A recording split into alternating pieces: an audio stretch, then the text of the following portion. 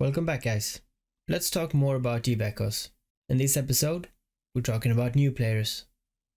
So yeah, once again, I say they're talking just in the mic. I want you to know that I read all the comments that I get, and a few of you commented on my latest video about industry that insurance is an issue. And I agree. And I will do a podcast about insurance as well. But if you didn't see the industry one, then check the previous video. In this video, however, it's going to be about why we don't see as many new players in the game and what the game need to do to get new players as well as satisfy the current players. So this series here is me tackling different subjects, and it's all non-scripted and very little edited.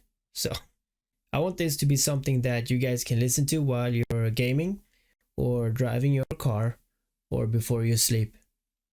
It's basically me sharing my thoughts and solutions to Eve Echoes.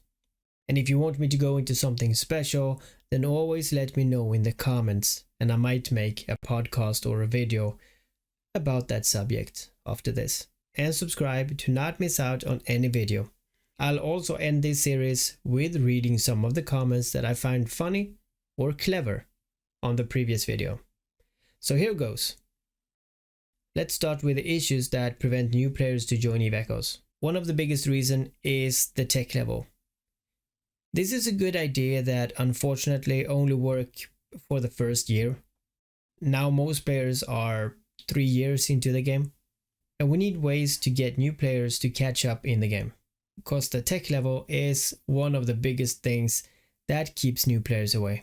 It's like starting playing Raid Shadow Legends today. It will take you years to become somewhat free to play and still have some legendary characters, and basically to even be able to be part of the community today. Same in this game. It is more than a year to fly battleships, and being locked like this is not a great thing. But I also don't necessarily think we should remove it entirely. We will talk about the solutions later, but the tech level needs a remap. Another thing that we need is greater login rewards. The stuff we have today makes no one feel like they don't want to miss out today, logging in. The rewards that we get is embarrassing, and it's the same with the gift codes, 5,000 SP, what is that, like 2 hours of skill points? It's really, really bad. I would suggest to give new players like 50,000 SP every day the first month. And what is that? Like 1.5 million extra skill points the first month. Also after that, maybe 20, 30,000 SP every day for like 5 months. This I think would get new players to stay a bit longer before giving up. And when I think about the help channel, it would be better if only players who are like 6 months old or less to have access to it. And also Netis could dedicate some players to help out with answering new players' questions in exchange for maybe Omega. So they can be some kind of admins or help people on that channel. Because information is important in this game, and you can't give enough information to new players when they ask for it. Having a more fun environment is also important, but I will talk more about that in another video where I think this might suit better. Maybe that video will be called like environments or in-game environments or something. But this is some of the issues that we have right now, and I would say that I have some easy solutions for them all. But then the question is, what would new players do for the game? And why do we need them? Well, first of all, I would say exposure for the game. More talk about the game outside. Even more people want to find it and try it. Also, the more people playing this game, the more money Netis gets from sheer Omega, and this might get them to loosen the loot boxes or the hefty monetization that they run. It's not guaranteed, but I could see this happen. Also, with the new players comes more corporations, more activity within the game. We want to see a big universe full of life, and I'm not alone when I say that some areas are quite empty in the game. We all hope for wormholes, but we don't even have enough players to support that. We can't have half the player base living in wormholes. That would kinda be sad. But when we have more players in the game, then the expansion of wormholes are in order. And also more items will be used as well as more ships. More work for industry. And yeah, it is all good if we get more players. So how do we get new players? Let's start from the top. We will have to fix the tech level. Either fix it or just remove it. Simple and easy. Or at least maybe tweak it a bit. If we have the tech level to maybe tech 8 in the same time as tech 10, we have new players using the basic Omega to be tech 10 within a year, maybe tech 9 within like 7 or maybe 6 months. I think that would be great.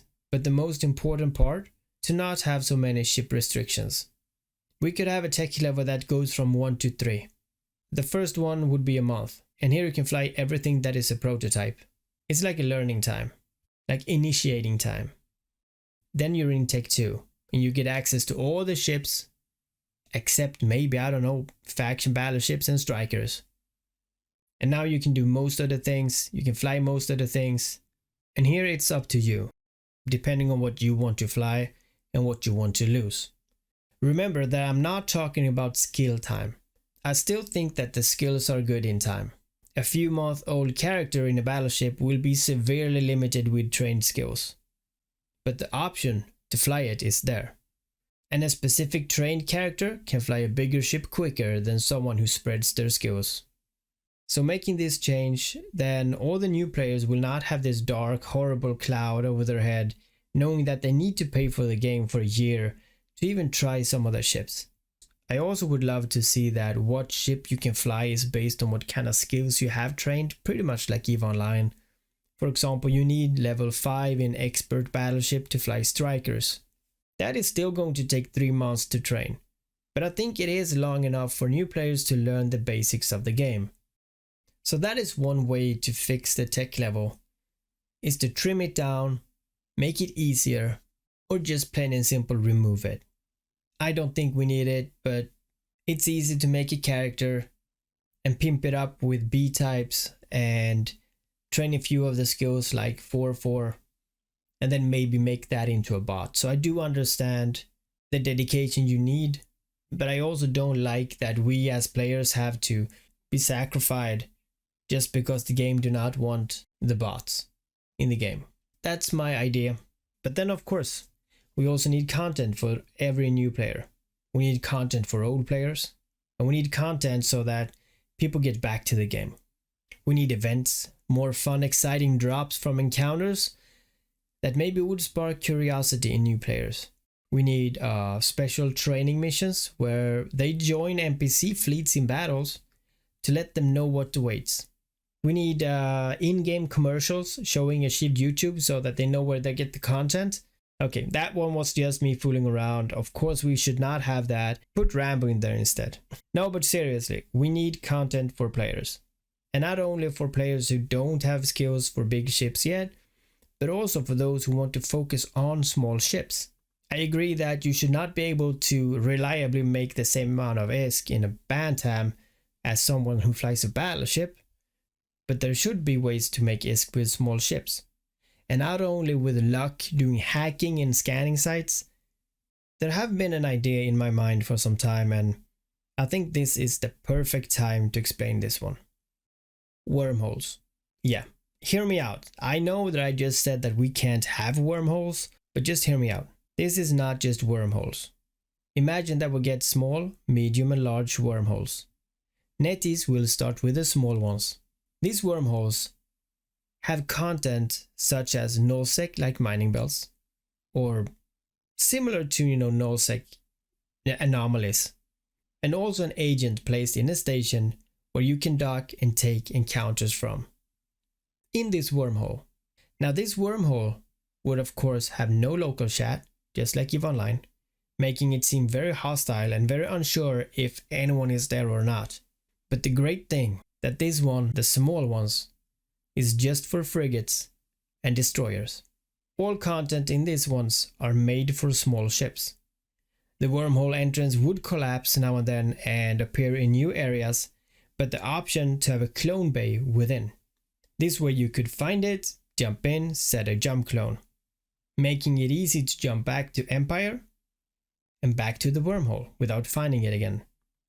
This would make some content only accessible for new players, as well as pilots who want to focus on faster content, smaller ships.